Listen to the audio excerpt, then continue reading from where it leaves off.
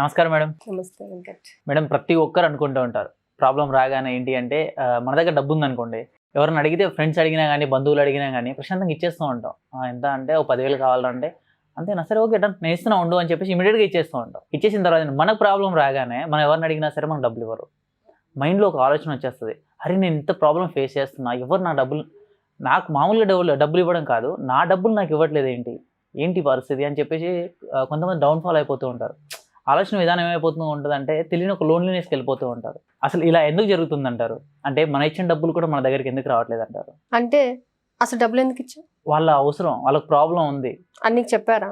అంటే అడిగినప్పుడు అదే చెప్తారు కదా మేడం. ఎవరైనా అని నీకు చెప్పారా? అడిగిన నువ్వు డబ్బు ఇవ్వడానికి వాళ్ళకి అర్హత, నీ దగ్గర డబ్బు తీసుకోవడం వాళ్ళ అర్హత ఉందో లేదో నువ్వు చూసావా? లేదు. అంటే అంటే ఇన్ ద సెన్స్ ఏంటంటే చాలా మంది అవసరం ఉంది కానీ దాన్ని ఎలా అడుగుతారంటే వాళ్ళ లగ్జరీ లైఫ్ని లీడ్ చేయడానికి కూడా అరే నాకు చాలా అర్జెంట్ ఉంది, నాకు దీనికి కావాలి డబ్బు అని అడుగుతారు. నేను చూసే లైఫ్లో చాలా మంది కదా. మనమేమో ఇక్కడ కరిగిపోయి అయ్యో పాపం అని చెప్పేసి ఎంత అవసరంలో ఉన్నారో అని చెప్పేసి మనం ఇచ్చేస్తాం. అవును. వాడు దాన్ని లగ్జరీగా ఖర్చు పెట్టేస్తాడు. ఖర్చు పెట్టేసి నీకు ఇవ్వాల్సిన టైం వచ్చినప్పుడు నీల్ హ్యాండ్స్ చూపిస్తాడు. ప్రతి మనిషి చేసేది ఇది. ఓకే. అందుకే ఎప్పుడు కూడా డబ్బుని ఇచ్చేటప్పుడు దీనిని పొందడానికి వాళ్ళకి అర్హత ఉందా లేదా అని చూసుకొని ఇవ్వాలి. నా సహాయం పొందడానికి అర్హత కలిగిన వారిని మాత్రమే నా వద్దకు పంపించినందుకు విశ్వానికి కృతజ్ఞత. నా దగ్గర సహాయం పొందాలి అంటే వాళ్ళకి ఒక అర్హత ఉండాలి, ఒక కరెక్ట్ ఇది ఉండాలి, రీజన్ ఉండాలి.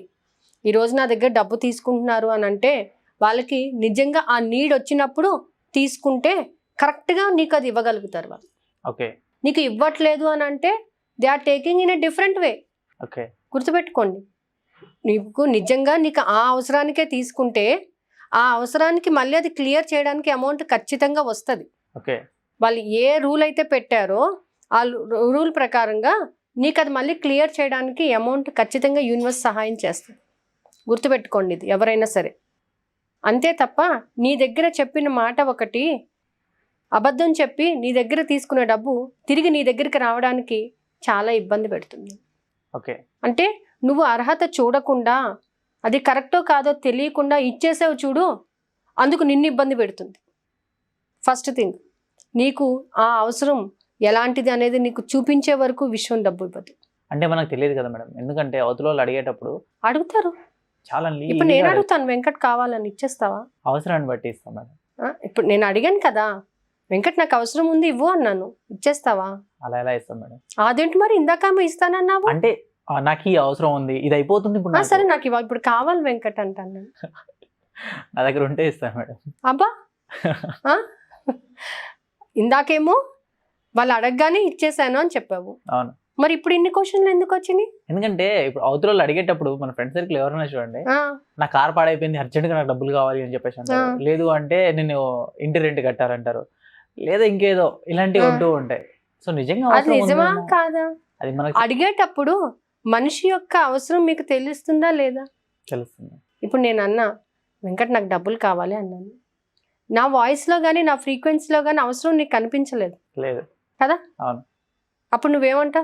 ఊరుకోండి మేడం మీరు మరిని అంటావా లేదా? ఖచ్చితంగా అంట. అదే ఇప్పుడు నేను బయట ఉండో లేకపోతే ఎక్కడ వెంకట్ నాకు చాలా అర్జెంట్ ఉంది, నాకు ఆ అమౌంట్ కావాలంటే అవునా మేడం, కావాలా మేడం, ఎంత కావాలి మేడం అని అంట. అవును కదా. అంటే అక్కడ ఆ వైబ్రేషన్, ఆ చేంజెస్ నువ్వు గమనిస్తున్నావా లేదా? మరి అది ఎందుకు గమనించారు డబ్బు అడిగేటప్పుడు?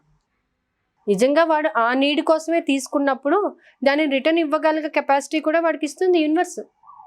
ఎందుకు? వాడు జెన్యువల్గా ఉన్నాడు కాబట్టి. ఓకే. జెన్యువాలిటీ లేనప్పుడు నువ్వు అర్హత చూడకుండా ఇచ్చావు కాబట్టి నిన్నే ఇబ్బంది పెడుతుంది. ఓకే.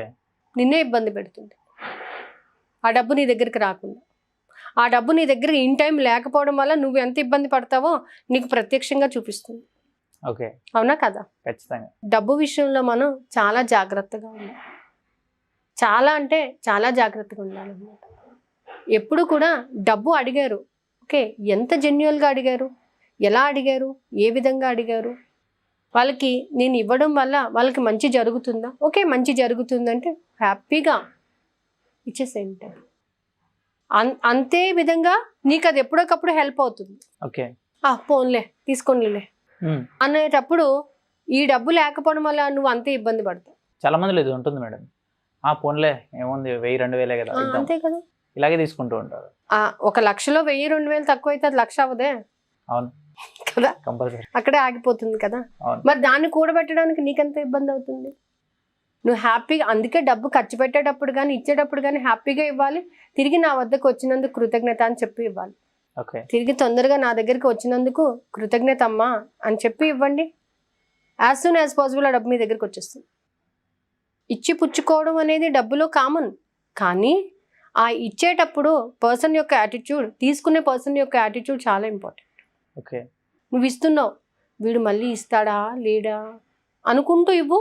నువ్వు అలా ఎదురు చూస్తూనే ఉంటావు డబ్బు కోసం. వీడు చాలా మంచోడు, చాలా తొందరగా ఇచ్చేస్తాడు నా డబ్బు అనుకుంటూ ఇవ్వండి, ఖచ్చితంగా తొందరగా ఇచ్చేస్తాడు.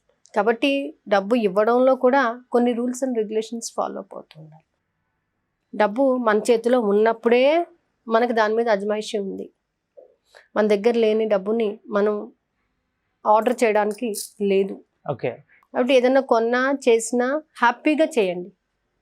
ఎవరికైనా ఇచ్చేటప్పుడు వీడు తొందరగానే ఇచ్చేస్తాడు అనుకుంటూ ఇవ్వండి, హ్యాపీగా వస్తుంది డబ్బు. సో మనం డబ్బుకి ఎంత వాల్యూ ఇస్తామో ఎదుటి వాళ్ళకి ఇచ్చేటప్పుడు కూడా తీసుకునే అర్హత వాళ్ళకు ఉందా లేదా అనేది గమనించుకుంటూ ఇవ్వాలి. ఓకే. ఆ అర్హత లేదనుకోండి తిరిగి మన డబ్బు మనకి రాదు. సో డబ్బు విషయంలో మనం చాలా జాగ్రత్త అనేది పాటించాలి. డబ్బు ఇచ్చేటప్పుడు కానీ తీసుకునేటప్పుడు కానీ డబ్బును మనం చూసేటప్పుడు కానీ ఎంత హ్యాపీగా ఫీల్ అవుతూ ఉంటామో హ్యాపీనెస్ ఇంకా డబ్బును మన దగ్గర తీసుకొస్తుంది. Thank you so much madam. Madam మీరు ఎవ్రీ మంత్ మండలం క్లాసెస్, మెడిటేషన్ క్లాసెస్ వచ్చేసి పెడుతూ ఉంటారు. సో ఈ మంత్ మెడిటేషన్ క్లాసెస్ ఎప్పటి నుంచి స్టార్ట్ అవ్వబోతున్నాయి అండ్ మండలం క్లాసెస్ ఎప్పటి నుంచి స్టార్ట్ అవ్వబోతున్నాయి? ఈ క్లాసెస్ ఎలా జరగబోతుంది అండ్ దీంట్లో ఏం చెప్పబోతున్నారు మేడం? యాక్చువల్గా మన క్లయింట్స్ దాన్ని బట్టి కూడా మనం మనీ మెడిటేషన్ అనేది స్టార్ట్ చేస్తాం. 21 days programme. Okay. So last month 30th start చేస్తాం, ఈ 19th అయిపోతుంది. 20th నుంచి కొత్త బ్యాచ్ స్టార్ట్ అవుతుంది. ఓకే. 21 days ప్రోగ్రామ్ అది 21 minutes మాత్రమే ఉంటుంది. దాంట్లో affirmations purely related to the money. అంటే మనీ పట్ల మనం ఎలా ఉండాలి, మనీని ఎలా ప్రేమించాలి, మనీని ఎలా తీసుకోవాలి, ఎలా ఇవ్వాలి, ఏ విధంగా ఆరాధించాలి, ఏ విధంగా గౌరవించాలి, ఇవన్నీ. అంటే ఈ మెడిటేషన్లో మనం కొత్తగా ఇంట్రడ్యూస్ చేసింది ఏంటి అని అంటే స్ట్రెస్ ఫ్రీ ఎలా అవ్వాలి.